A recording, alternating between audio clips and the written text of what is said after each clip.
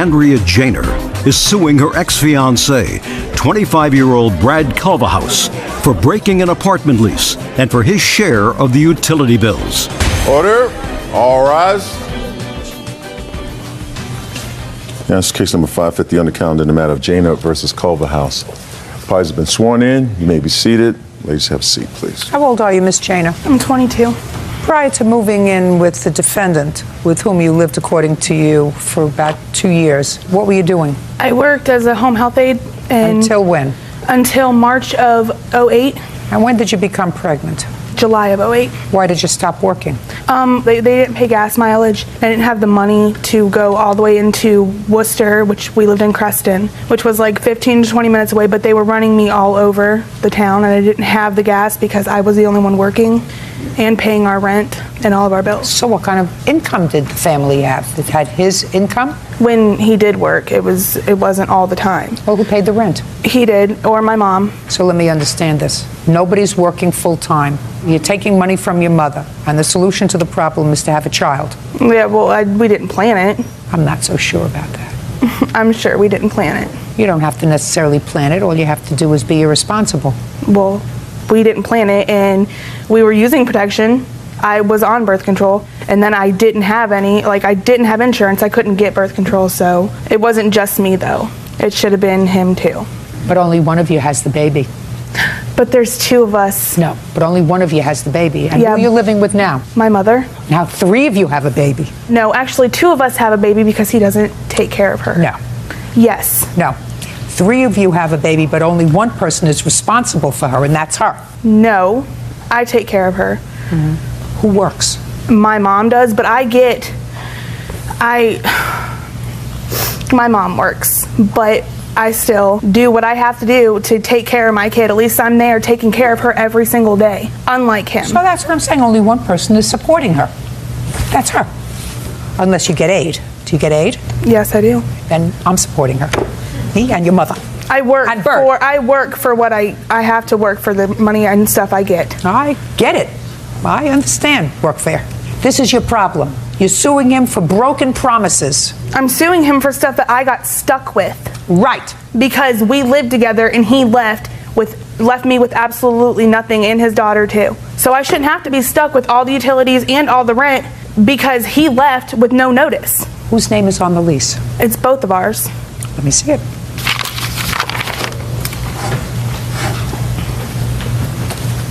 On what date did he leave? January 22nd. And on what date did you leave? January 30th. So you have rent due and owing the landlord February, March, and April. Yes. Okay, sir. Who's supposed to pay, let's say, half the rent for February, March, and April? Well, I paid up for 9 months because she didn't have a job. I paid. That's okay. You were living together. Okay, you but were I living left. together and weren't protecting yourself appropriately. Now, who's supposed to pay? I think she should pay the rest of it because I paid for 9 months of it. I mean, No, you can't just leave. Your name is on the lease. why can't I leave if it's on? You can't just leave irresponsibly. Don't speak until you see my mouth close. Because you have a contract, sir. Your contract is with the landlord. You can leave. It's a free country. That doesn't relieve you of your part of the contract. So you have to pay your half of the rent for February, March, and April directly to the landlord, not to her, unless you paid the landlord. Did you? I was going. Is not an answer. Did I'm you going- pay the no, landlord? I did not yet. Good.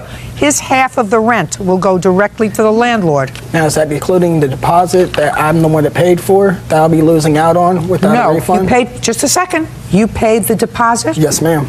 I assume that when you moved out of the apartment, madam, you left it in good condition? Yes. Fine. So the landlord has to apply that deposit the last month. So you're not going to give it back to him. So it's $750 divided by 2 equals $375. That's what you have to send to the landlord, and you lose your deposit. Got it? Yeah. Now, what else do you think he owes you for? Half the utilities that were due. When he left, there were 3 disconnect notices, and that was like the disconnect plus then I got the new bill. I was on a program called PIP, which was to help us with like low-income families help pay the utilities. And when I got them shut off, the accumulated balance is what my bill is. My electric was $856 after the accumulated PIP balance and everything. So who does that check get made payable to? AEP. AEP. And in whose name are the utilities? Mine. Can I see it, please?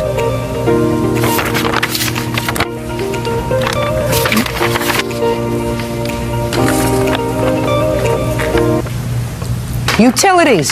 AEP, you have to send them a check for $428. Why should I send them a check when it's not in my name and I'm the one that paid it up to I don't care. That don't make That's sense, what was. though. Listen to me.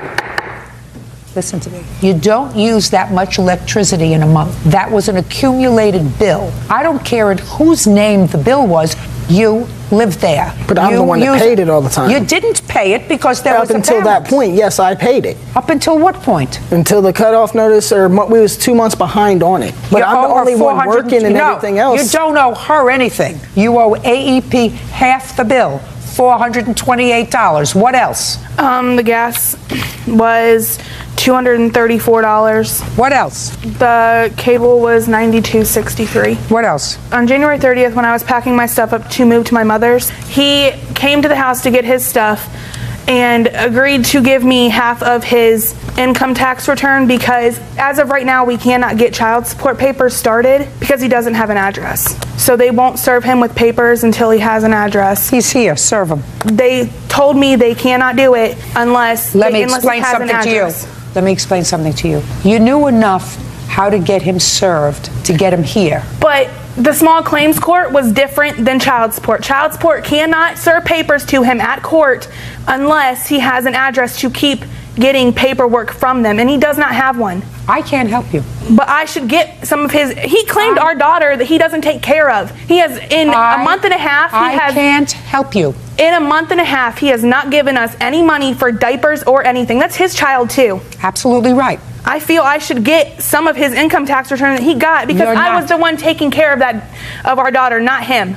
He claimed our daughter, got money for her, and still has not seen her. Courts are not designed to take care of your kind of problem. Courts are designed to take care of contracts like these. Contracts. Not broken promises, not sadness. And I worked in family court for 25 years, so I'm going to do this for you to help you.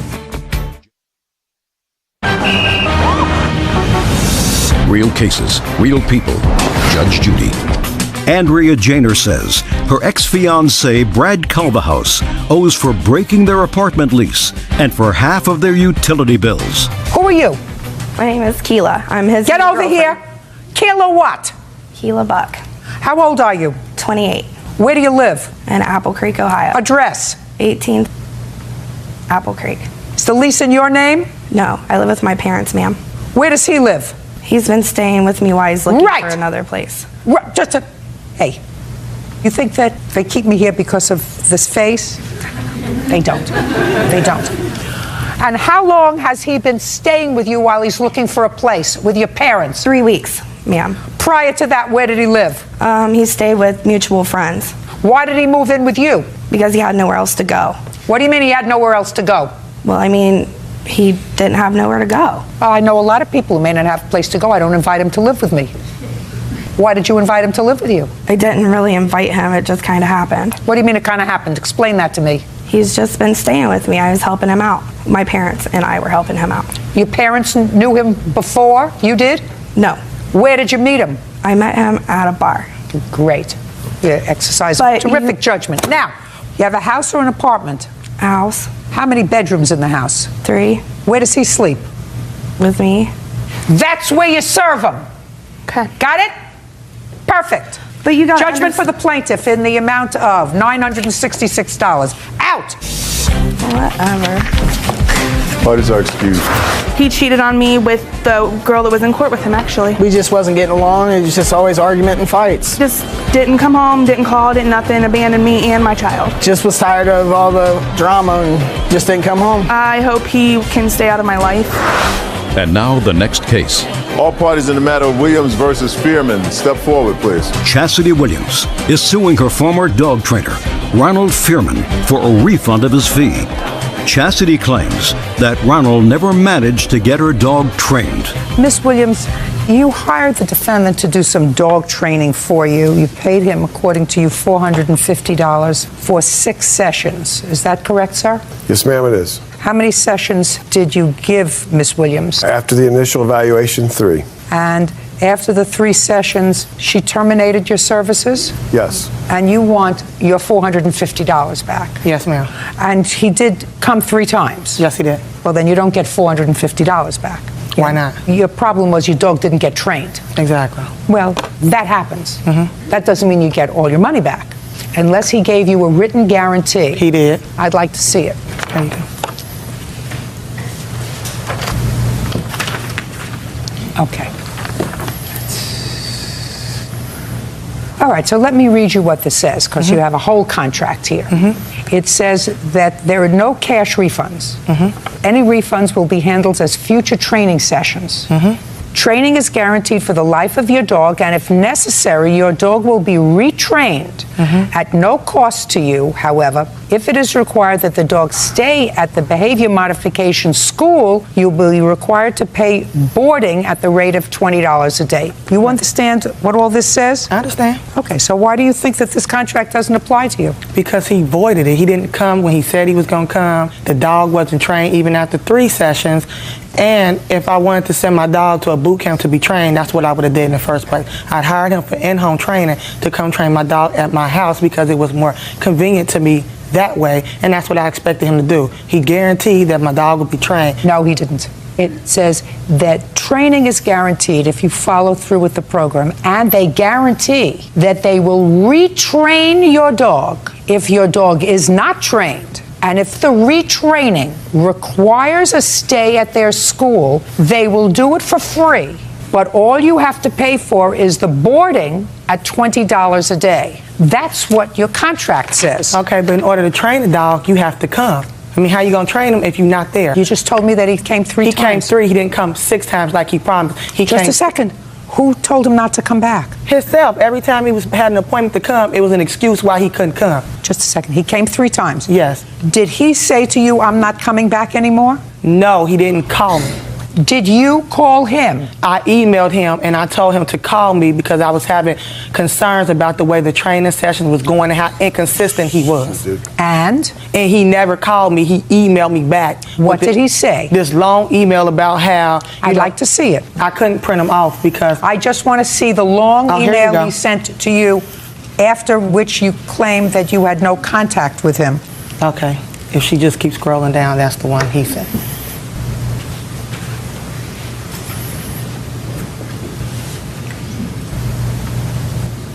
Okay, so he goes into a lengthy explanation, and he says, please contact him. After this email, did you contact him? Yes, I did. Okay, and where is your response to him? If you, I can. Let her show me. I don't do those things. Show me your response to his lengthy email. Okay. Why don't you read it to me? I emailed him back and I said, no, our initial was the 13th of October and a Friday, and you canceled that Friday and came on Sunday. I know it's not going to happen overnight, but I expect to see some results by now. He emailed me back. He said, I appreciate your understanding and patience. What afternoon is good for you? Friday at 4 is perfect for me, but I want you there. Okay, go ahead. I emailed him back and I said, Friday at 4 is fine. I would like to schedule the 2 remaining visits also, as my grandmother is getting fed up with the dog. She's saying the dog is going to have to go. And then he never responded back. Friday at 4, I take off work early to be there for the dog sessions. He never shows. And that was the last communication that you had with him by email? No. No. Oh, well then let me see the rest of the emails. Can I speak what I did after that? No. I emailed him back and I said, Ron, what happened to you coming today at 4? It's 5 o'clock and you're still not here. I haven't heard anything from you today. And our last communication was on Wednesday when I emailed you back saying today at 4 would be great. I left work early for this lesson, and for what? Nothing. And he said? He emailed me back and he says, I was waiting for a reply that you could be here. We can do it Monday at 4, or at this point I'm willing to keep Tonka here for 5 days for free, as long as you can come here for the first lesson afterwards, and I will still do 1 or 2 more lessons at your home. Just let me know. So he offered to give you 5 lessons at the boot camp? Yes. For free? A stay of 5 days. A stay of 5 days. Why didn't you do that? Because by this point, I didn't trust him. And I mean, his boot camp is literally an hour away from my house. It's inconvenient for me to travel there to get my dog trained. Where's the dog now? I had to give the dog away. When? I had to give him away February 18th through the 22nd. I went to Miami, Florida, and then to the Bahamas for a cruise. While I was on my way to the Bahamas, my grandmother called me and told me that the dog was running around loose and that the police, which my son, came to the house and said, if you do not keep this dog in the house, we're going to charge you $1,000. I said, at this point, I don't have $1,000 to get somebody for a fine. I don't have any more money to hire somebody to come train them. So I took him to the SPCA. So now I don't have a dog, and I'm out my money for trainings for something he said he could do, and then he didn't do it. You have to read what the contract says. I read it. What he says in this contract is, I guarantee that if you do what I tell you to do, and which includes retraining your dog or training your dog at a boot camp if necessary, and I'll do that for free if it doesn't take, but you have to be involved by following what it says here. Then you have a guarantee. But if you don't do all 6 lessons, how do you expect me to know if the dog trained or not to even say he needs to go to boot camp? Listen to me. I'm listening. You're going to get back half of what you paid him because he only came 3 times. Okay. And the last time he was supposed to come, he didn't show up. And I have a feeling that he's very, very busy and that there were other times that he didn't show up. I read some of the emails, sir. You got a turkey baster in your knee, your mother had a stroke, the henny penny, the sky was falling, and there was an earthquake in Southern California. I read all your emails. No excuse. Not an excuse. But you were there 3 times. Well, You're entitled to get paid for the 3 visits you made to her house. I explained to her from the very beginning, I run a dog boot camp, the most original one in the United States. This is your contract. Well, I don't care what you explain to her. Your contract with her falls within the 4 corners of this document. It says you're going to provide her with 6 visits, and you didn't show up at all She didn't show for the for 4th any. one. She didn't show for any. She doesn't have to. The yes, dog's she did. there. No. I required her to show. Just a at second. each Show me here. lesson. Well, Show me it was here. a verbal, Show me here. you know. Just, you're not paying attention. You're right. Show me here. You're right. This is your It was a- contract. it was If a you want to verbal- use a verbal contract, verbal agreement. don't sign it. Okay. This is your contract. Okay. It works for you and against you. You can't tell me anything beyond this. I required her to be there, then it would say, I require you to be there. It doesn't say it, it doesn't exist. Lesson learned. You didn't show up. Lesson learned. You owe her $225. Could I explain anything? No, you owe $225. Goodbye. Explained enough. Thank you. Parties are excused. Is suing her former friend, Christina Diamond, for scamming her on a deal to buy season tickets for the Minnesota Vikings. Order. All rise. Yes, case number 548 on the calendar, the matter of Schnetzer versus Diamond. Thank you. You're welcome, Judge. Parties have been sworn in. You may be seated. Gentlemen, have a seat. Ms. Schnetzer, how long have you and the defendant been friends? We had known each other about a year. Not true. You meet, just a second. From where? Well, I met her at work. So this When? was back in 2008. No. Ms. Diamond, don't interrupt her again. What month in 2008? I believe it was March, April. When did you and Ms. Schnitzer meet? Actually, we met in 607, and me and Tammy worked together. Where did you At meet? Direct Buy. Is that where you both worked? Yes, it is, ma'am. Were you working in Direct Buy in June of 07? Yes. Is that where you met her? I thought it was 08. But It was 07. Your lawsuit alleges that the defendant sold you fake tickets. The defendant says it was your scam, not hers. So why don't you tell me, when did this discussion start about tickets? July 7th, 2009. Go ahead. She called me up and said that Don't look down, look at me. she wanted to offer me her season tickets that she inherited from her father, who had recently passed away. My dad's not dead. No, if you speak again, I'm going to rule in her favor and I'm going to throw you out. You don't want that. No, ma'am. Okay. She told me her father passed Just away. a second. I want you to tell me what the exact conversation was. She called you on the phone and said what? Said, I have seasons to the Minnesota Vikings, and she knew that I loved the Minnesota Vikings. I'm a huge fan, and offered them to me for $500, which was a really good deal for season tickets. And I asked her why, and she said when her father passed, she received a huge inheritance from her father and didn't need the money. Go ahead. We met 2 days later, July 9th, I wrote her a check for $500 for the tickets, and I received a receipt. She didn't have the tickets right then and there because they're season tickets, and you don't get those until usually the first week of August. You receive those. So we had agreed that I would pick them up at the will call booth at the Metrodome where the Vikings play after the first season opener, which was September 13th. So don't look down, on look at me. September 13th, I called the ticket office. They didn't have them. And so I followed up a week later, again calling there, and no tickets. No tickets. They were going to be okay. So in my you name. still haven't gotten the tickets. Still haven't gotten the tickets. So then. Okay. And when for the first time did you ask Miss Diamond for the tickets? When I called her on the 21st of September, I called and left her a message on her cell phone, just stating that the tickets weren't there. So give me a call and let me know what's going on. And later that night, I got a phone call at 7:30 p.m. from her boyfriend, Antoine, called me and said, "I'm sorry to tell you, but Christina has passed away." And I'm in shock. I'm just shocked as can be. I mean, I was upset, and I asked when she passed away. He said 6 weeks ago, and I asked how. She said a diabetic attack, and I knew she had diabetes. So, I mean, who would do such a cruel thing? I mean, I believed him. So that was that, and of course I had to figure out what was going on with these tickets. I had my brother and his friend coming from out of state that weekend to use 2 of the tickets. There was 4 total. So I asked Antoine if he could contact Don, her husband, and find out what's going on. How much are 4 season tickets worth? Depending on where you're sitting, these ones were very good seats. How much were they worth? Probably about $2,000. More than that. Shut. Oh, sorry. Now, if someone wanted to turn those kinds of tickets into, let's say, the stadium, how much do you think they could get for them? Quite a bit. Give me. You're the fan. Depending on the game, if it's a Packer game, you could sell them for twice as much as face value.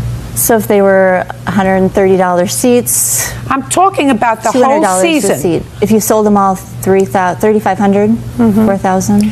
So this was a real bargain she was offering you, a real bargain, because she could have sold them herself back to the stadium for $2,000, right? Right. It's really pretty nuts of her to sell them to you for $500. That was a good friend of hers. I trusted her. No, I didn't ask you whether you trusted her or you didn't even know when you met her. You didn't even know when you met her. It's a really good deal, because all she had to do was get in the car and drive 5 minutes, and she would have been able to get 4 times as much as she sold them to you for, right? Right. Because Miss Diamond has a whole different story, which I'm going to hear now. Now it's your turn. Thanks, Judge Judy. Actually, like I said, we did meet on 7/9/2009 at Caribou Coffee, myself and Tom. Who's Tom? Raise your hand.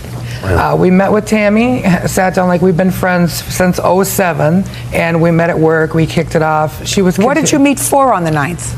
We met for the fact that she asked me that she needed some money for her rent, that she was on unemployment. That's not true. Listen, I do not want you to speak now. You know, I told her, she spoke out, I was going to rule in your favor. Yes, Your Honor. And if you respond to her, I'm just going to dismiss your case. Now you got it? Yes. Okay. Thanks, Your Honor. Now you have to go back. You have to go back to why you were meeting, the conversation that you had with Ms. Schnitzer that correct. Caused you to meet. The conversation is that Tammy had called and indicated that she When did she call you? She called on 7/6/09. Tell me what she said. She said, I need some money, as usual. I can't afford my rent, and I need some money from you. And she's borrowed already $1,800 from us in the past, me and my husband. And she indicated that we need to cook up a scam because her brother and his friends like Vikings tickets. So she had us meet her at Caribou Coffee, indicated... No. What did you say to her? I said to her, okay, I'll meet you there and discuss if you need some money. At that point, we didn't know what the Vikings tickets were in reference to, nor what was going to go down at the Caribou Coffee in Minneapolis. Real cases, real people. Judge Judy. Tammy Schnitzer says her former friend Christina Diamond scammed her on a deal to buy season tickets for the Minnesota Vikings. Christina says It's Tammy who's running the scam. Go ahead. So on 7-9, I drove over there. Obviously, she's my friend. I've tried to help her out numerous times, and she indicated to me at that point, and Tom, that she needs some help with some money, so she wanted to create a scam, had us write her a receipt. She'd write me $500 to tell her brother that she had bought Vikings tickets from me for the season so that her brother would give her the $30,500 difference. So basically, she was going to tell him that she paid $500 of it, and because her brother had money, she was going to scam him, show him the receipt of the canceled check and the receipt, and have him give her the $3,000 difference until she could pay him some money back because she was on unemployment. So that's what went down, and I said, okay, well, I tell you what, I'll help you out this time. It's my stupidity that I said I'd help her out, obviously. But again, we've given her money before. But you told me in your answer, madam, that she also gave you $50 from the $500. That is correct. Yes, she did, ma'am. So she that told was me payment for your services, per services. se. Yeah, we all went down. I called my husband from Caribou Coffee, which is here, Don, and he had met us downtown St. Paul in his courier van, and Tammy disclosed the plan to him and sent me into her bank and indicated that she'd give me $50 of the $500 so that she could make approximately $3,000 off her brother and his friends for the season. over here.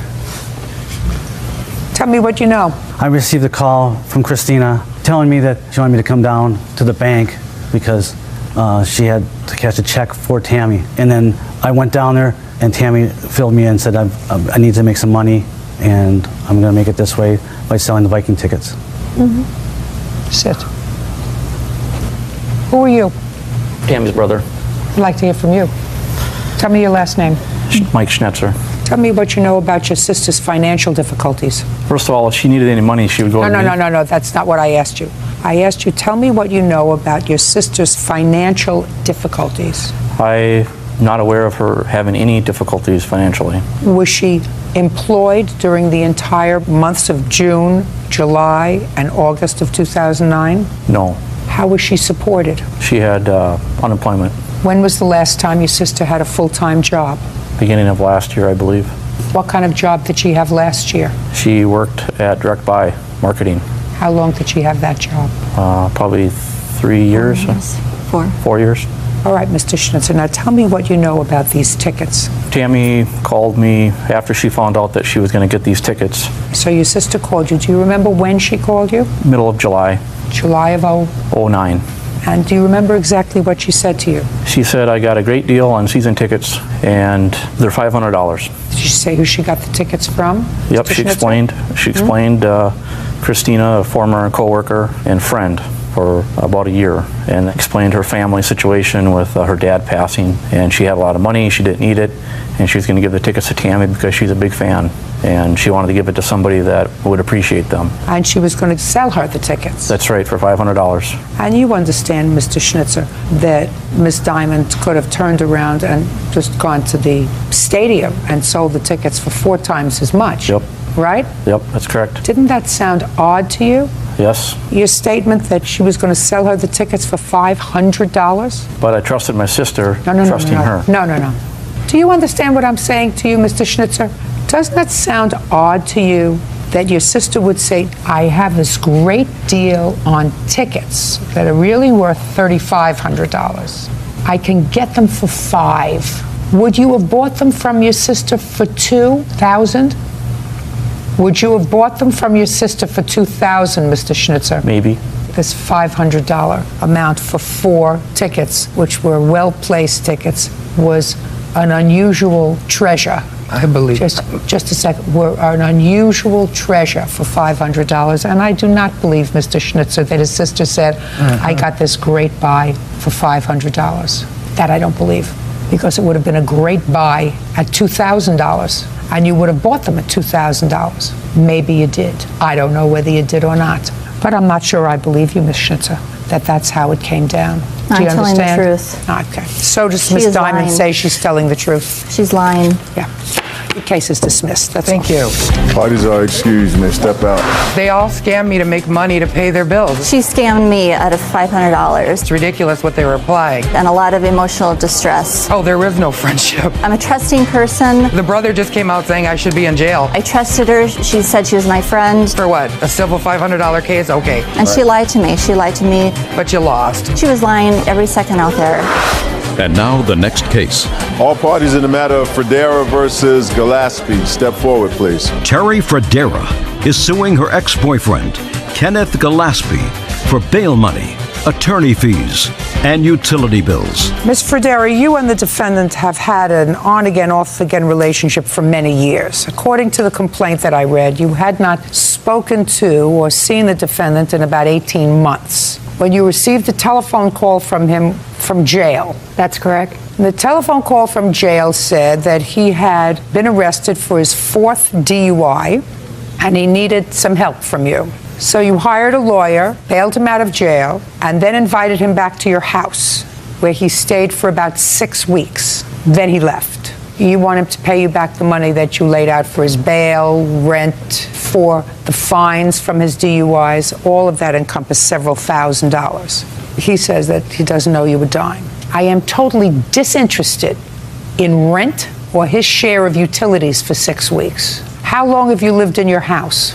I've lived in my home since 1991. So his living there did not cause you any greater expense? That was really a rhetorical question. The answer is no. And you hadn't heard from this bad boy in 18 months. And he wasn't calling you to tell you that he had an epiphany and he was in love with you and he wanted to get back together with you. He called you from jail. 4th DUI, where you had to go bail him out of jail. So I'm not thinking that there was a whole lot of conversation about rent. But I would like to find out from you, and from you, sir, about your incarceration. So why don't you tell me when you were picked up and for what? Okay, I was arrested March the 10th, 2009. And like you said, I hadn't spoke to Terry for some 18 months or so. I already said that, sir. You should have been paying attention rather than daydreaming. Listen, March 10th, you got picked up. For what? DWI, 4th offense. Were you already on probation for DUI? No. When was your last DUI prior to March 10th? I think 2006. What kind of work do you do? I'm disabled. What's the nature of your disability? Back problems and internal problems. How long have you been on disability? About 2005. Where did you work prior to 2005? I had my own business. When you say internal problems, are you talking about gastrointestinal problems? Liver. And how many DUIs have you had since 2005, since you went on disability for your bad liver? 2. Well, I guess you don't learn. Been sober for about a year now. Great. If you've been sober for about a year, why aren't you working? Is not an answer. Okay. Calls you from jail. And he asked me if I could help him get out of jail. He knew that I had a little money at the time, and I asked him, I said, well, you know, I haven't seen you or spoke to you in so long. How do I know you're going to pay me back? Because he owes me money for past, anyway. So he told me that. He owes you money for what? He owes, well, it's just the past 10 years, you know. At one time he didn't have 2 nickels to rub together, but I asked him, my question was, how are you going to pay me back? Because that's a good question. He doesn't work. And he told me he had a paycheck coming to him that was due to him, that he was working. How could he have a paycheck? He's on disability. He was working on some job and he did have a paycheck due to him. How do you know that? What job was he working on? You must have found out. He told me he had been working. Oh, did he tell you what he had been working at? No, ma'am. This all comes together. Here's a copy of the check. I paid Mr. Ernie. This was an attorney. He had recommended somebody in jail, recommended that attorney, and on the back of that little business card has Ernie's signature, where I paid him $3,000. All right, so now you're out $3,000 for the lawyer's fees. How much did he pay you back? He's paid me a total of $1,747.19. Where'd you get the money from? I'd had that one paycheck, and What paycheck? I had done some electrical work the first part of 2009. How much did you get? That check, I believe, was a little less than $1,400. Did you report it to the government? Yes. They take it off your disability? No. I haven't that's the first money I've earned since I've been on disability. This was in March of '09. Right. Well, how much have you earned since March of '09? Nothing. So this was just lucky that it was just around this time that you got that check. Right. Since 2005. Yes, ma'am. Mm-hmm. Now, you paid her back, according to her, $1,747. What did you pay her the $1,747 for? I was just trying to help her out. You were. You're going to help her out a little more, to the tune of $1,253, because that finishes up your lawyer's fee. Judgment for the plaintiff, the amount of $1,253. That's all. Step out. Parties are excused. May step out. Jill claims she was neglecting his children. Order. All rise. Yeah, this is case number 586 on the calendar in the matter of Peary versus Chambers. Parties have been sworn in, Judge. You may be seated. Gentlemen, lady, have seats, please. Ms. Peary, you had provided child care for Mr. Chambers' children for some time. Your complaint is that he removed his 2 children from your daycare facility recently without giving you the requisite month's notice. He had only given you 2 weeks' notice because he had paid the beginning of the month and he removed the children in the middle of the month. Mr. Chambers states that he believes that his children received inadequate care. He was quite concerned about an incident that occurred at your daycare facility with one of his children, and because of that, he should not be required to give you the 30 days notice. That's your position, sir. Is that right? That is my position, Your Honor. Okay. When did you start to take care of the Chambers children? Initially in January of 2001. And how old were they at that time? They were quite young. The youngest was crawling, and their older was around 1-ish. That would be hard. How old were your children in January of 2001, sir? I believe my youngest was just about 6 months, and the older, I believe, Your Honor, was just turned 2. And they were there full time? That's correct. Now, there was a time when they left your facility for a brief period of time, and then they came back a few months later. When did they terminate your service? December. December what? Of 2002. December what? Well, they had paid through the last day of December. When did they remove the children? What date? Yes, sir. December 19th, I believe, Your Honor. Oh, right, where they did not come back. That's correct. Now, Mr. Chambers, you're going to tell me why you removed the children on the 19th. On that date, I, along with my friend, had gone to pick up my children. It was approximately 4:45. When I arrived, my child, who was 3 at the time, was sitting next to a piano in the living room, crying, and he had... What's his name? His name is Tyler. And he was wearing this shirt, Your Honor, and it was soaked on this sleeve, and he had chewed little holes in here. He was sitting on the floor. I didn't see any adult, so I went over and I addressed him and asked what was going on. At that stage, my 2-year-old ran up and said, Tyler's in trouble. And then the adult supervisor at the time, whose name was Liz, entered the room and said, "Oh, I'm glad you're here. We're very angry at Tyler." I asked her, well, what's going on? She goes, he scratched Mrs. Just a second. Is Liz an employee of yours? Yes, ma'am. Where is she now?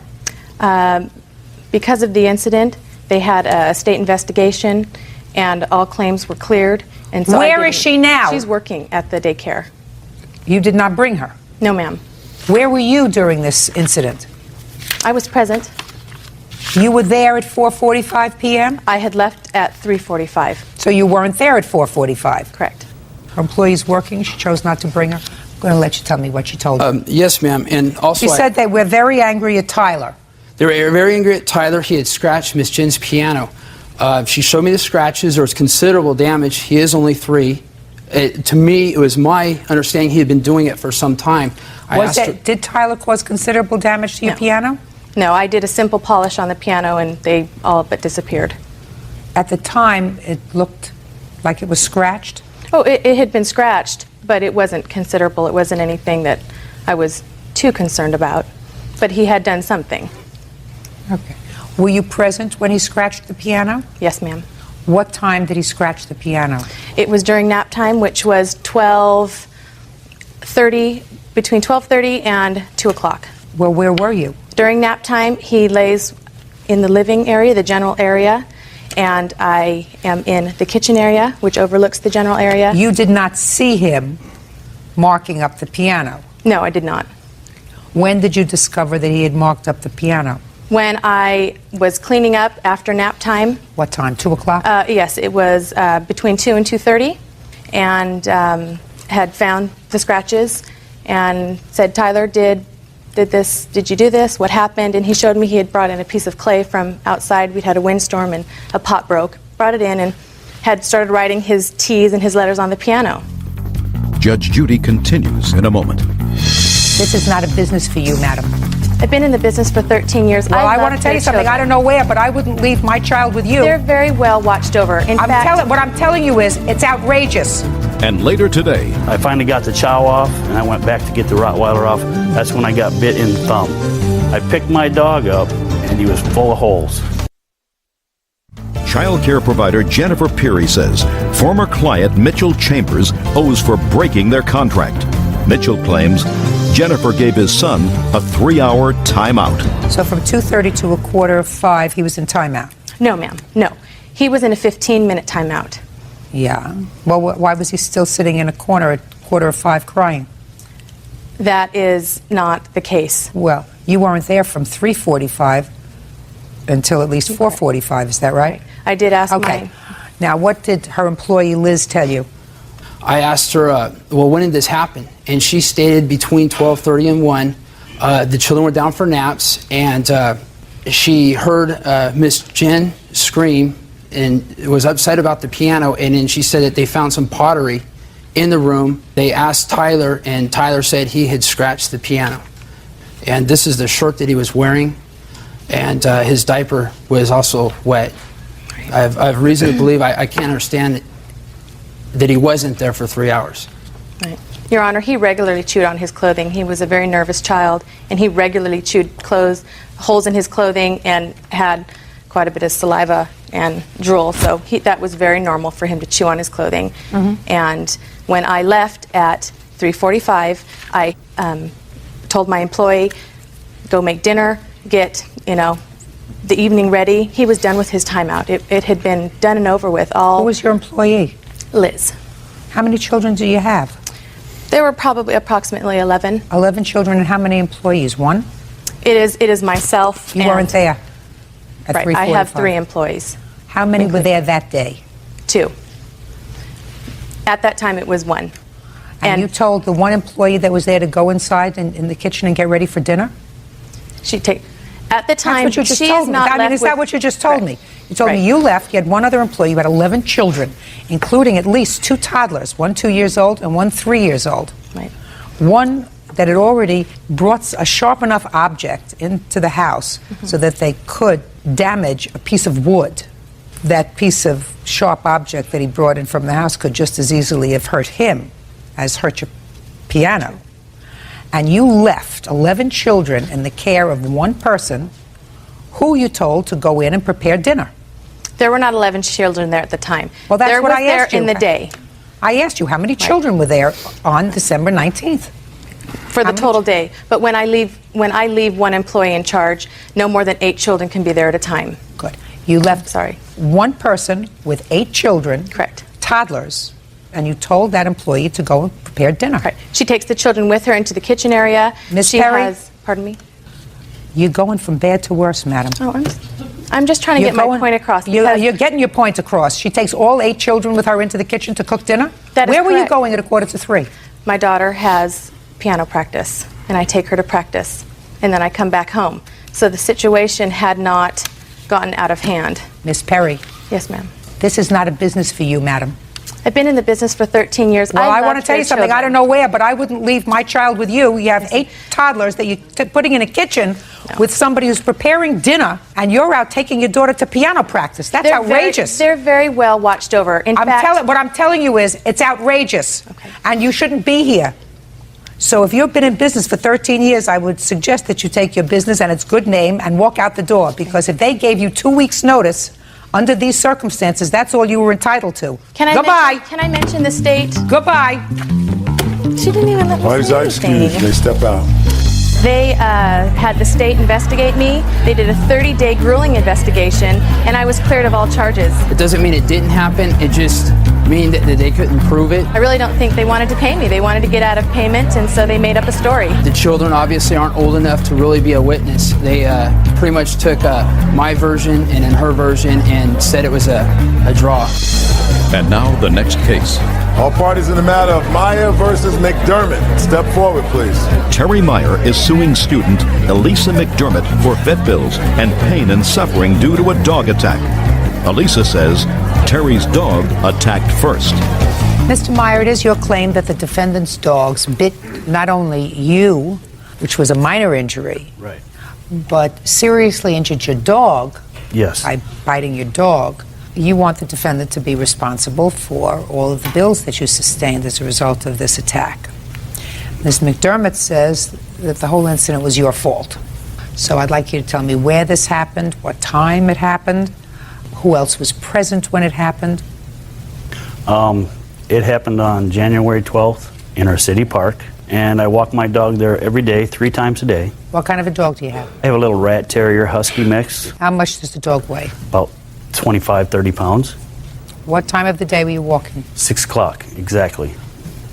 Go ahead. I got out of my truck and I walked down to the lake, and my dog was on a leash, and I felt the leash go all the way out, and I turned around and there was 2 dogs on my dog chewing on him. Excuse me? Don't speak until I get to you. Okay, thank you. I turned around and the dogs were chewing on my dog, and his leash broke. I ran over to my... What kind of a lead was it? One of those that... A little retractable on a little cord. But he's a little dog, and the dogs were chewing him up. I ran over there, and I jumped on the dogs. There was nobody around when I jumped down on the dogs. Then all of a sudden, I looked up, and she was standing there. What kind of dogs were these? One was a Rottweiler Black Lab mix, and one was a Chow dog. The Rottweiler had his jaws locked on my dog's behind, and I couldn't get him off. I screamed at the lady to help me get her dogs off of him, and she couldn't get him off. So Did she try? She tried, but she couldn't get him off. I pulled the Rottweiler's jaws off my dog, and I got him off, and then I went to get the Chow off my dog, and the Rottweiler grabbed back a hold. So I was fighting with 2 dogs at the same time. I finally got the Chow off, and I went back to get the Rottweiler off. That's when I got bit in the thumb. I picked my dog up, and he was full of holes. I could almost reach inside of his stomach. He had several surgeries? Yeah, he had to go in surgery like 2 or 3 times. Okay, how did you find Miss McDermott? I searched everywhere. I couldn't find her after I took my dog to the vet. She was gone already. The police came there right away. They couldn't find her. Then the city newspaper printed it in the paper. And you went into the police station? Yes, I did. Okay, good. Now let's go back to the 12th. Okay. At about 6 o'clock in the evening, you're walking your 2 dogs. One is a Rottweiler mix? Yes, I have. Did you want pictures? I'd like to take a look at them, please, Bird. And I also have something from the vet, and I have his vet bill. Want to tell me what happened with your dogs? Okay, on the it 12th? was dark. It had just snowed quite a bit. We came around some evergreen trees, and I see a white, and I think it had some black on it, dog running at my dogs. So my dogs protected themselves. They did not attack his dog. Were your dogs off the leash? Yes, they were. And I paid the fine, and his dog actually was off the leash also. I know, but unfortunately, his dog didn't bite yours, nor did his dog bite you. He threw himself on his dog. My dogs didn't go after him. All precipitated by the fact that there were dogs off the leash. Ms. And McDermott. actually, his dog did bite mine, but my dogs, as you can see in the pictures, have really thick fur. I'm waiting for why you don't think you're responsible. Because his dog wasn't on a leash, my dog wasn't on a leash. My dog did not attack his dogs, nor did they attack him. Well, let me ask you this question. What efforts did you make to pry your dog away from his dog? He ran about the same time I did. He threw himself on his dog, and I retrieved my dogs. He never tried to retrieve my dogs because he was laying on the ground over his dog. What caused you to go to the police? The first time I checked, there had been nothing said about it, and then friends of mine had read it in the newspaper. Because I walk all over town, everybody knows what dogs I have. Now, Mr. Mayor, I have these vet bills, and is this correct that your total out-of-pocket expense for your dog was $304? Exactly. Is there any other evidence that you want to give me? Yes, I have pictures of my dog. I'd like to see them. Here's one before. There's the dog after he was attacked, and me. What did you do for the bite on your thumb? I cleaned it up. I was so occupied with all this, I didn't have time to go to the doctor. This was a 17-day nightmare. I mean, my dog could hardly move. He couldn't do anything.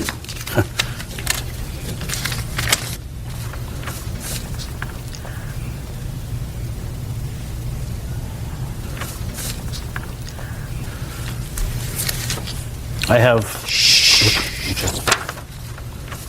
Miss McDermott, is this the first summons you've received for letting your dogs be Yes. without a leash? Anything else? Yes, Your Honor. I have her arrest. Well, she turned herself in, but they considered it an arrest Can I see paper. that bird? And if her dog didn't bite before, why did she put her own dog to sleep? Which dog did you put to sleep? I put the Chow to sleep. Why? Because when he was very young, I had problems between the two dogs. And what I felt about the incident was that Chewy is that's the Chow that I put to sleep, is a very protective dog. He's not a vicious dog, he doesn't attack, but he was very protective of me. And I didn't want to have a situation where a young girl lost control or a young child lost control of their dog. It happened in another city. Your Honor? Yes. Now, she put the Chow to sleep, but the Rottweiler did all that damage. Those dogs were vicious. I mean, there was... And what if it was a little kid at the park? Because we live by school. Well, Miss McDermott then takes a serious risk. This is certainly some serious damage that was done to this dog, and this was done by the Rottweiler. Yeah, most of it, just the puncture wounds on the back. See, now I don't know how he can say he knows which dog gave, because he threw himself on the dog and it was screaming and excited and his dog ran at us. He knows. So I put my hands in their mouth to pry them out. I know what dog they were. He knows. Okay, so the pain and suffering that you're asking for is the pain and suffering for the dog. Yes. I don't know of any court that awards pain and suffering for the animal, sir. This clearly was a situation that was instigated, in my judgment, by her two dogs being off the leash. And I wish I had more confidence in the fact, Mr. Mayor, that your dog was on a leash. Yes. Do you understand what I'm yes, saying to I you, do. sir? I'm not so confident that when you let your dog out of the truck, Right. you weren't just going to go around the park comfortably like she was doing. That doesn't say that this should be the result. Right. So absolutely, Ms. McDermott has to pay for your vet bills. And I'm also sure that, are you a working man? No, I'm disabled. I don't work. I spent 17 days taking care of this dog. Oh, okay, because I was going to say you Yeah. are also would also be entitled to the time that you spent away from your job tending to the dog. Yeah. Taking the dog to the vet, but you are unemployed. No, So you're I'm disabled. yes. Okay. So judgment for the plaintiff in the amount of $304. Thank you. That's all. Parties are excused. You may step out. $1,700 is excessive, I think, for pain and suffering when he had 6 vet bills. I had a 12-foot leash. No, if the dogs weren't attacking my dog, you wouldn't have... No. I actually agree with how she presented it. I think it should be taken a little different since they were both dogs involved, because dogs don't act like people. Could have been a little kid, like I said. Her dogs were vicious. They should have both been put to sleep.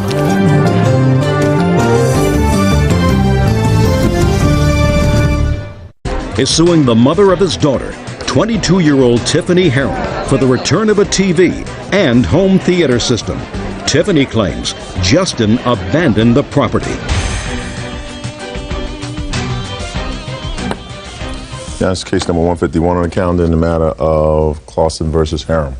Parties have been sworn in. You may be seated. Ladies, have a seat, please. Ms. Harem, while I have a busy day today and I'm not going to make you leave the courtroom, I'm going to suggest that the next time you appear in court, you are more appropriately dressed. Do we understand each other? Sorry, Your Honor. You're not going to a beach party today. Today you come to court. When you come to court, you come appropriately dressed. We understand each other? Definitely. Good. Now, Mr. Clausen, you and the defendant have a child together. Yes, Your Honor. And it is your complaint that when you separated some time ago, you left your television set and entertainment center with Ms. Harem. Yes, Your Honor. And you want those items back. Yes, that would because be you very say you paid for them and you're still paying for them. Yes. Ms. Harum says you left her not only with the child, but with a whole stack of bills, and she paid as many payments as you did on that television set and entertainment center. They don't belong to you, they belong to her. When did the two of you separate, sir? We separated in January of 04. And when was the television purchased? In September of 03. And the entertainment center? As well, the same time. And the TV stand as well. You moved out of the house, sir, in January of 2004? Yes, Your Honor. And you left the television set and entertainment center there? Yes, I took everything else that I could, but I did not have a truck to take that. Well, between January 2004 and June of 2005, I assume that you could have gotten a truck. Yes, Your Honor. But you didn't. I did. I called the police. She wouldn't let me get it. I called the police and they said... The first time that you asked for it was what date? A couple days after that. I was like, hey, can I get it back? She said, no. Too bad. Okay, fine. When did you first file a claim against her in small claims court, which you did in order to initiate this case for the return of your TV and entertainment center? I have it right here when I went. What's the date? The date is 3/15 of 05. So I'm going to ask you, where were you for 14 months? Your Honor, I'm trying to become a firefighter, and I was going to school 4 or 5 days a week, and I just didn't have any time for that at all. And taking Well, care what of are you doing now? Now I took some time off because we went through a bunch of custody hearings for our child. One custody hearing. Shit, Mediation, meeting lawyers, and everything else. Just a second. So you took time off for that? Yes. And when was the custody case ultimately decided? 3 weeks ago, 2 weeks ago. Give me the date. May 18th. Yes, Your Honor. And at what stage of the proceedings were the custody and visitation and support case in at the time that you filed the small claims court case? I filed it right after that. Right after what? After we went to mediation, I filed for small claims court on... Well, what happened at mediation? I tried taking it through mediation. She wouldn't have anything to do with it. Her mother said that she would pay me $1,500 for it, but she... What are you talking about? May I say something? Yes. In mediation, he took my daughter from a family member's house, which happens to be my cousin's mother. He wouldn't let me see my daughter, so I went down and I filed custody papers. They granted me full temporary custody. When was that? In March. In March, and it was right after that that he filed the small claims court case? That is correct, and it was the day that he was ordered to pay me child support that he served me the papers for the small claims court. Oh my. Excuse me? I was going to have him tell her. Excuse me, Your Honor. I'm sorry. I didn't ask you anything. Now, on what date did you take your daughter from this lady's house? I'm not sure of the date, Your Honor. Well, if you're not sure of the date, she is. What was the date? March 15th. Yes, madam. You want to get up and say something? Yes, I do. You're exploding. Yes, it was March 23rd. What was March 23rd? That the baby was removed from the cousin's house because we had a phone call. She was don't speak. We had a phone call from a bounty hunter looking for Tiffany. And the bounty hunter stated that he needed to get hold of her and that the guy that they're looking for was a drug dealer. So her family told Justin to go get Kaya, and that's why Justin went and got Kaya. Her father and her... Just a second. There was a hearing, ultimately. Is that right? Yes, Your Honor. And at the hearing, who was awarded custody? She was. I did not have any paternity tests. Have you had one now? No, the court did not order me one. They Why said, not? I have no idea. They just said that, okay, well, are you willing to take care of this baby if it is or not yours? I said yes. So therefore, no paternity test still, but I am... Did you ask for a paternity test? Yes, Your Honor. And they didn't really do anything about it. He actually filled out the paperwork and everything. And they the were courts- served to me in court when we had our custody hearing. Oh, fine. Very good. So right now there has been no legal adjudication of paternity. Is that right? Because you haven't had the paternity test. Exactly. Your Honor, they made him sign a paper that said that that he didn't have to take a paternity test, that basically when we went to court on May 18th, they were granting him he was the father without the paternity test. Is that what they did? Yes. That was very stupid on your part. Mr. Clausen, I'd always take a paternity test, sir. Yes, Your Honor. You never can tell. But that little girl is my whole life. I love her more than anything in the world. Great. Listen to me. Did you live together? Yes, Your Honor, we did. For how long? 4 years? 2 years. Was it 2 years? Yeah, 2 years. 2 years at our other house in 6 months, so 3, 2.5, almost 3. We were together for a while. Is this your son? If you can have a paternity test, if you were my son, I would say have one. Giving you my good advice. That's the last thing of good advice you're going to get from me. You left the television in the entertainment center with her for 14 months, sir. I did, and I kick myself in the butt for it every day. But you had an agreement. Well, the other thing was that if she was to move out, I would be able to get it back. And she says, well, it comes in a package. If you take me back, then I get her and the TV back. And? And I don't want that deal. Why not, sir? Because you'd rather have a 17-year-old girlfriend. Shh. Don't interrupt again. I let you slide with the outfit, not with the conduct. Go ahead. Because, Your Honor, it's just how I've caught her at some guy's house, and it's just wrong, and I don't want to have that lifestyle. Well, very good. You see why I suggested you get a paternity test, sir? Yes, Your Honor. Judge Judy continues in a moment. You went and bought clothes on his Sears account for yourself? I did buy things for the baby. You didn't. According to you, you bought cami things for you. Cami in white, cami in pink. Maybe this shirt to be exact. And later today, Miss Bass, you got to understand something. You may waltz around me, but ultimately, I'm going to get to the truth. real cases, real people. Judge Judy. Justin Clausen says the mother of his daughter, Tiffany Harem, owes for the return of property and credit card charges made without his permission. Now, you get a paternity test, sir. What you don't get is a television and an entertainment center that you left there for 14 months. Do you understand? Yes, Your Honor. Madam, you could sit down. Thank you. Get over the television and get over the entertainment center.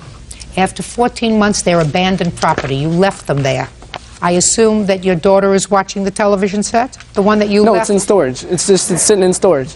Is that sitting in storage? No, it's not, Your Honor. Where is it? It's in my house. In my bedroom, to be exact. If you would like to call her father would say that it's in the storage. It's underneath his name. I'm not calling her father. I'm telling you, get over it. Thus far, the order was that she has custody and you have visitation and everything is nice, even though custody didn't end up the way you wanted it to end up, right? Yes, Your Honor. That doesn't mean that you try to exacerbate an otherwise relatively calm situation by filing a small claims court 14 months after the fact for a television set. Well, that was not stupid. That was not the only thing, though. She went to Sears and purchased some stuff on my credit card. Oh, I'd like to see that. Here's the receipt.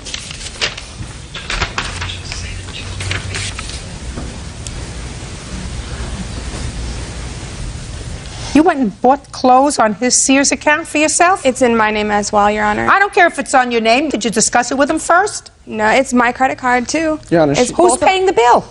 We both paid the bill. No. Excuse me, Your Honor. I paid the bill before he moved out for over 2 years. I'm talking about now. This sales and I offered check to pay him. Is dated March 11th, 2005. Well, why all of a sudden did you start using this credit card? I went one time and... Well, you have to pay for it. Because I feel that I have paid my fair share of all of his credit cards, and I have them here. Listen to me very carefully, madam. I have no counterclaim. All I have is somebody who, after a year and a half, went in and used a credit card just to give him one of these zingers, knowing that you weren't going to pay the bill and he was going to get stuck with it. And I would feel a little bit more compassionate towards you if you bought things for the baby. But you didn't. I did buy things for the baby. You didn't. According to you, you bought cami things for you. Cami in white, cami in pink. Maybe this shirt to be exact. That you get paid for. So a judgment for the plaintiff in the amount of $204.81. Thank you. Parties are excused. You may step out. He's a good dad. He was there all through my pregnancy and, and still is for her. I will continue being a great father. We were very young. We've been together for a long time, 6 years. For her, she'll probably keep being a good mother. We had a lot of growing to do. We're different people now than we were, but definitely still both good people. And now the next case. All parties in the matter of Bass versus Harpster, step forward, please. 21-year-old Justine Bass is suing her boyfriend's half-brother, 26-year-old Timothy Harpster, for stealing her car. Timothy says the car was in his name. All right, Miss Bass. This gentleman was your boyfriend's brother. Still your boyfriend? Yes. This is the boyfriend? Yes. Were you all living together? Yes. And according to your complaint, you had a car. Mm-hmm. Your insurance was very expensive. Correct. Why was your insurance so expensive? because I was only 20, so my insurance was really high. And my policy was about to expire, so Tim had given the offer to put it in his name. Okay, it's your car, and you're going to be driving it.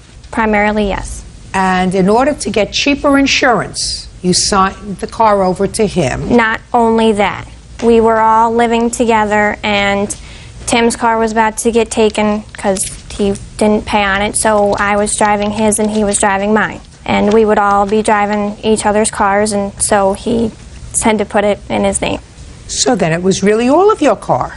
Everybody paid their fair share of gas and maintenance on it and everything else? No, I paid the maintenance. Everybody paid gas for the car? Well, what we drove, we put in gas and stuff, and You're not Miss Bass. You got to understand something. You may waltz around me, but ultimately, I'm going to get to the truth. Okay.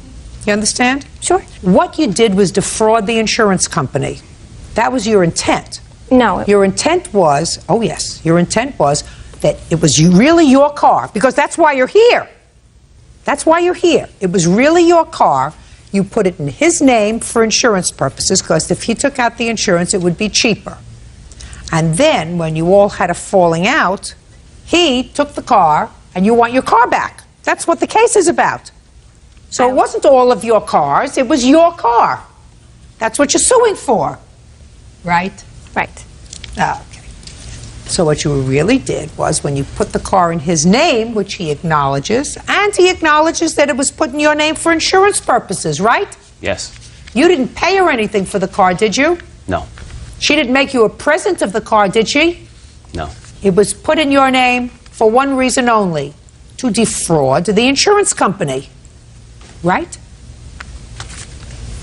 Yes. Now, when did you stop living together?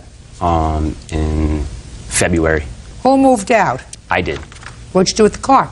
Well, it sat at the house. I moved out on the 1st of February, and shortly after that, Justine, my brother, I guess, moved out of the house. When? As of, I think it was March, around March 1st. When did you move out? We moved out on March 1st. And?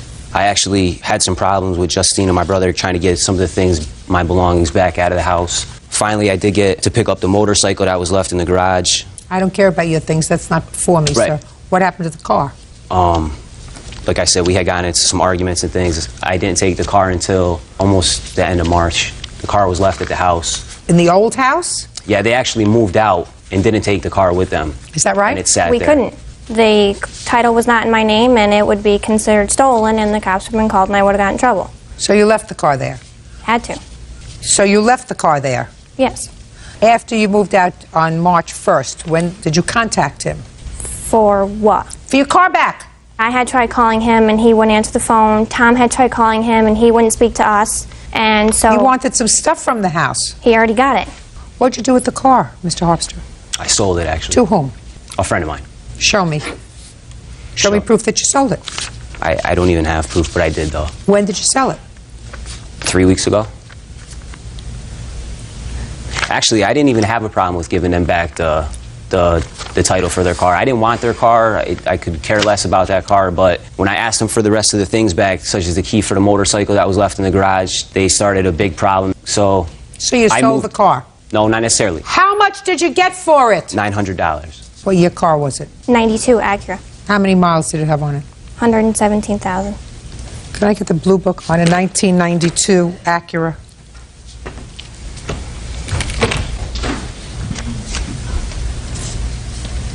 Bird, it's a hatchback. Yes. Let's put it in fair condition, please. What kind of car is it? Integra GSR. It wasn't a GSR. It was a GS. GS. Fair condition, 1625. Can I take a look? That's the G. You have to teach me how to do this thing. She has an Integra. There's the Integra list. 92 Acura. Right, a GS. Right, and then a GS. And then she has a GS hatchback. So 1625 on fair condition. Your Honor. What is it, sir? As Tim's saying, that car is a GS. The GSR was it was a special edition. It was only came in the hatchback. The car was a hatchback. If he had the title. Only a difference of $100, sir. Listen, you have to consider yourself very, very lucky that I'm even considering any part of your claim, because usually when people come into a court with not clean hands, I throw them out. I understand what you were saying as far as the defrauding insurance company, but the fact is that Tim was primarily driving that car. His car was often parked. Let me explain something to you. You want me to read you what your girlfriend said in her complaint? Well, I've read it. You want me to read you? myself. Okay. The insurance policy on my car was about to expire, and Tim said he could put it on his policy so that I could get a cheaper rate.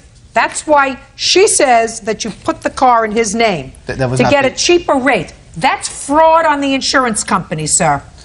Any way you slice it. You're very, very fortunate that I'm considering any part of your claim. It's certainly not worth $2,800. I don't believe that you got $900 for it. I'm not even sure that it's still not sitting in your driveway someplace. No, it isn't. I did sell it. And you sold it because you were angry over your property. No, actually, I sold it because I asked them, I would have gave them the car back. Yes, I was upset about my property. So why don't I'm you not- just say yes, Yes, I was upset instead about of that. excuses? So you were angry that they wouldn't give you the key to your motorcycle and the other things that Your you Honor, want. You said, may I'm I? speaking.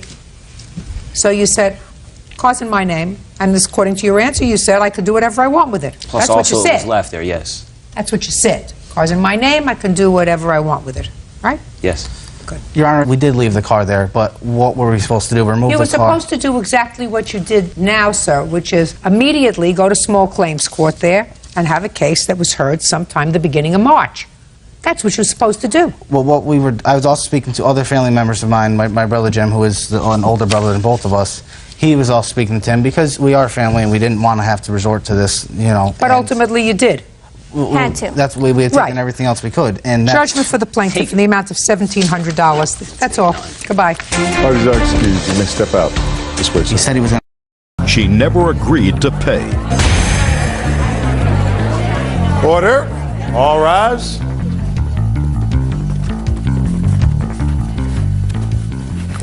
Now, this is case number 546 on the calendar in the matter of Newsom versus Harris. Parties have been sworn in, Judge. You may be seated. Folks, have seats, please. Stand over there, please. Your last name is what? Crispin, C-R-I-S-P-I-N.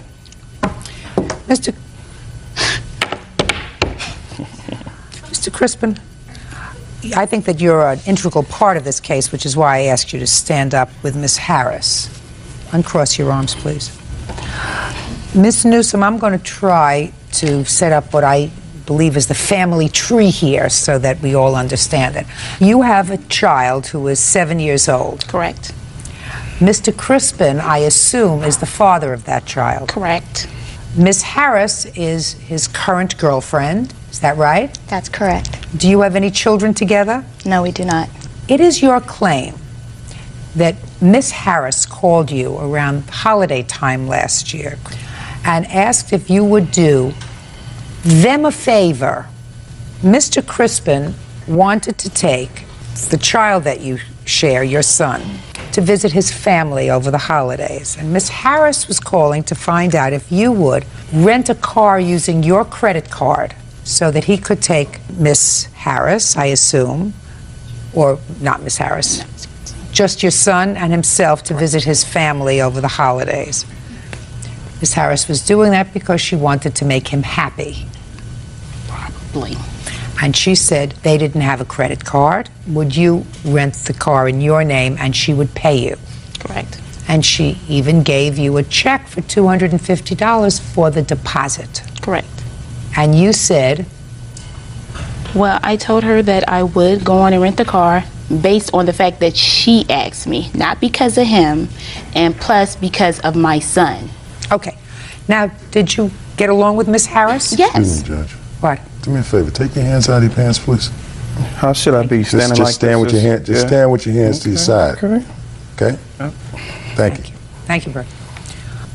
You get along with Miss Harris? Yeah, she was cool. We was pleasant. I got And when along. your son goes to visit, Exactly. she's nice to him. She so you got called along. and checked up to see how he was doing and everything. Exactly. Perfect. But I assume you don't get along with Mr. Crispin that well. No, I do not.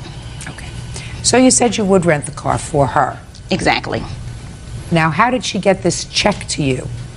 Well, we met up at Key Bank, and she gave me the check. deposited into my account. And then where did you go? Then we went to the rental car place at the airport. And on what date did you rent the car? It was Christmas Eve, December 24th. So what happened next? After we rented the car, I got insurance on the car because I knew that I was not going to be the one driving the car, that he was, because my car insurance paid for rental cars. So we rode up the street off Seltzer Road. We exchanged. I gave him. Did they have him listed as a driver? No, they didn't. No. Why not? Because we Don't didn't they set usually it up. do that? That's the way it's supposed to be done. That's the way it's supposed to be done. But we didn't do it that way. So you did it the wrong way? Yes. In the contract that you signed, didn't they say, are you the only driver? Well, they asked was I the only driver. And you wrote down yes. So what happened next? After we departed ways, went home, and I rented the car for a week. Just in case he didn't make it back due to traffic or the weather or whatever. I rented the car for a week. And April had agreed when she gave me the check for the $250, she had agreed that she would hook up with me Friday so she could give me the rest of the money on the rental car. How much was the entire rental car? The entire rental car for the week was like $431. Okay. Okay. So I called her Thursday. And I said, April, are we going to meet up Friday? And she was like, well, I have a meeting at my job, so let's do it Saturday. I said, what time? I said, I'll base my schedule around yours. She said around 12. I said, okay, fine. I gave her till 1:06. Called the house. She did not answer the phone. So then I said, okay. So then I called back later. I said, April, she answered the phone. I was like, April, what's going on? Are you going to meet me to get the money? Well, Jeffrey's not back. I said, what does Jeffrey being back have to do with you giving me the money for the car? She said, well, I can't get to the bank. I said, well, April, he has the rental car. He doesn't have your car, so he's not going to be using your car. He's out of town. And she said, well, I have to wait till Jeffrey get back.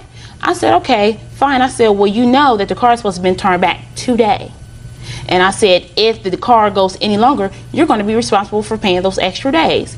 She said, well, I know, but I'm not. She said, I don't have an ATM card, and I need to go to the bank, but I can't go to the bank until Monday because I don't have an ATM card. Did she ever give you the money? No, she didn't. What happened with the $250 check? Well, she gave me the check for the $250. I deposited it into my account. A few days later, I received a letter from my bank, which is right here, stating, please find enclosed a copy of the 12/24/2002 deposit of $250, which has been returned unpaid due to the account is closed. As a result, we have deducted this amount from your account along with a $20 return deposit fee. Judge Judy continues in a moment. Pay no attention to what he's saying to you, madam. I want you to understand this. You don't want me to make you look foolish, do you?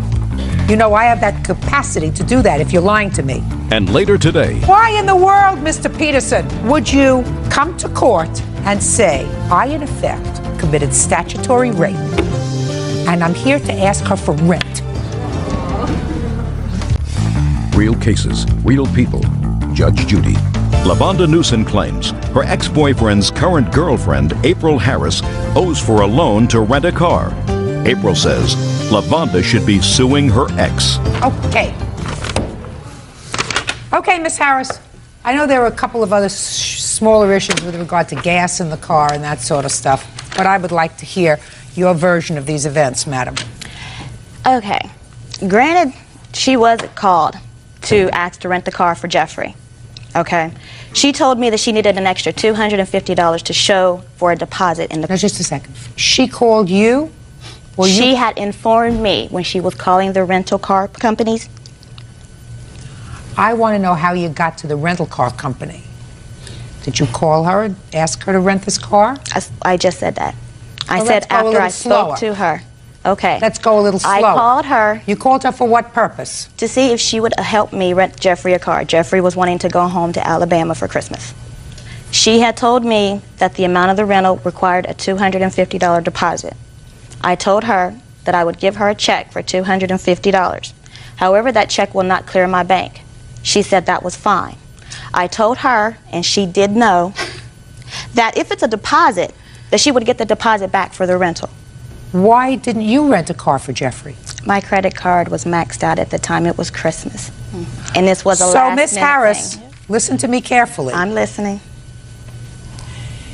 So, Miss Newsom is correct when she says that you called and asked to rent a car for your boyfriend using her credit card because you couldn't use yours. This was going to be a gift for him from you, right? For the both.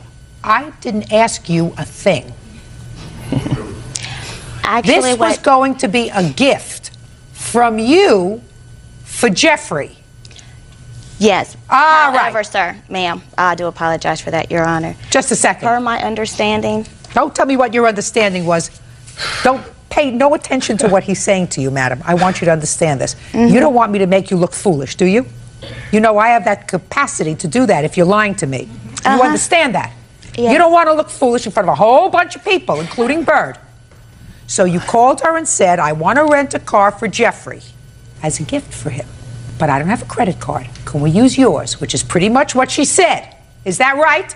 Not in the same language that you just I don't care what language it was. That was the understanding. If you want me to tell you what happened, then I would be more than happy to tell you my side. But that would require me speaking. Around Christmas, according to your answer that you swore to, Miss Newsom, that's her, wanted to rent a car for the holidays but lacked the $250 deposit. That's what you swore to in your answer, but that wasn't true. You called her to rent a car for him. Per my understanding, they had already spoke about renting the car to go down there. True. And she already She needed knew. an extra $250 deposit. She knew about the check and everything. No. She knew. I didn't speak to you. Well, the truth ain't been told here. Did you hear? Did you hear me? I didn't speak to you. I understand that. Good, then sit down. I'll do so. Good. I'm tired of standing. Good. I know, you probably work very hard. I do. No, he don't. I do. You do? He don't. Really? How much child support does he pay? He doesn't pay me. He's been sworn. He You need to doesn't check pay me. the mail. Okay, question. I'm going to answer your question. 0. How much? 0. Could take some of his gold, maybe we can sell it. Exactly. Listen! Your answer, Miss Harris, says she wanted to rent a car but lacked $250. Now, what doesn't make sense is for her to want to do something nice for Jeffrey. Do you understand? I don't even know Jeffrey, and I wouldn't want to do anything nice for him for Christmas. Exactly. Real cases, real people. Judge Judy. LaVonda Newsom claims her ex-boyfriend's current girlfriend, April Harris, owes for a loan to rent a car. April says LaVonda should be suing her ex. Did he have a good time over the holiday? I don't think so. I don't know. You don't live together anymore? Yes, we still do. So when he came back, you didn't say to him, honey, did you have a good time? No, because all of this was just too much drama filled. In other words, I was trying to do a good deed, and I'm the one who got snipped in the butt. A good deed for whom? For him, and per my understanding for her, because her daughter was going away with her father for Christmas, so she was going, Quavon was going with her, with Jeffrey. So basically, all in the matter is to settle things, to make everything just copacetic for Christmas. Her daughter's going to be with her father. Quavon would have been with Jeffrey. She would have been on for Christmas. I would have been on for Christmas. The check was given. She was aware of that, okay? I'm talking about who called whom. You called her. They called And according both. to you, said to her, would you do this for me because I don't have a credit card that I can use? That's what you said to her. Pretty much, because she was calling wanting to know if Jeffrey would be able to take their son, or is Jeffrey still going to take their son to Alabama? Exactly. And I said, I'm not sure yet, because Jeffrey, until the last moment, did not say he really wanted to go until Christmas Eve. But you had made the arrangement before Christmas Eve to rent the car for him, is that right? Not with her, no. He called me a week prior. What date did you call her to rent the car? I think it was the day before New Year's Eve, which was The day, 23rd. not New Year's Eve, you mean Christmas? The day before, which would have been the 23rd of December. So I'm saying to you, you said he didn't make up his mind that he wanted to go until Christmas Eve, but you had spoken to her before. No, I didn't speak to her until that day. A day prior is before. A day before? Well, yes, ma'am. Yeah. Give her money, $600. Judgment for the plaintiff. Goodbye. Hope you enjoy him. Parties are excused. You may step out.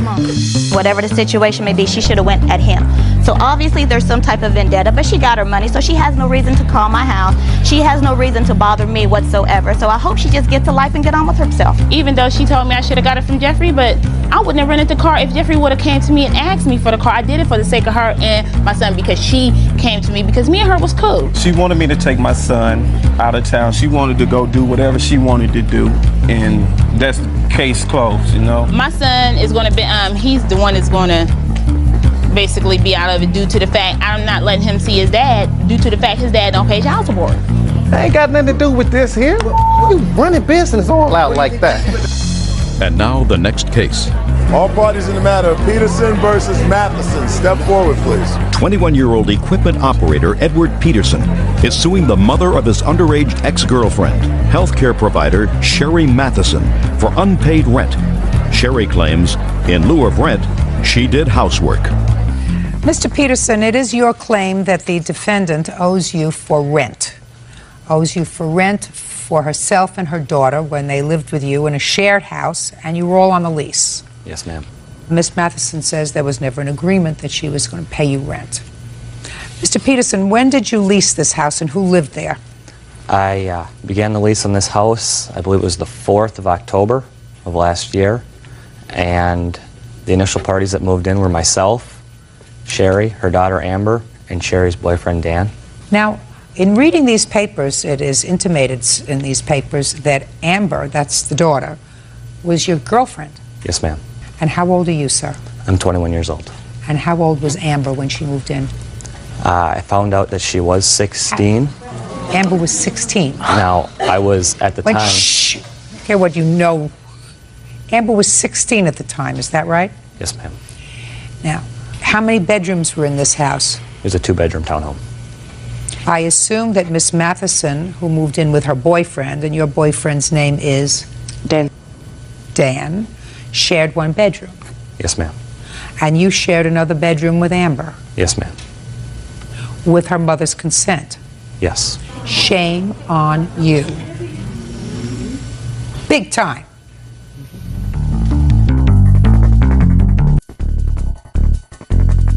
How many months did that arrangement continue?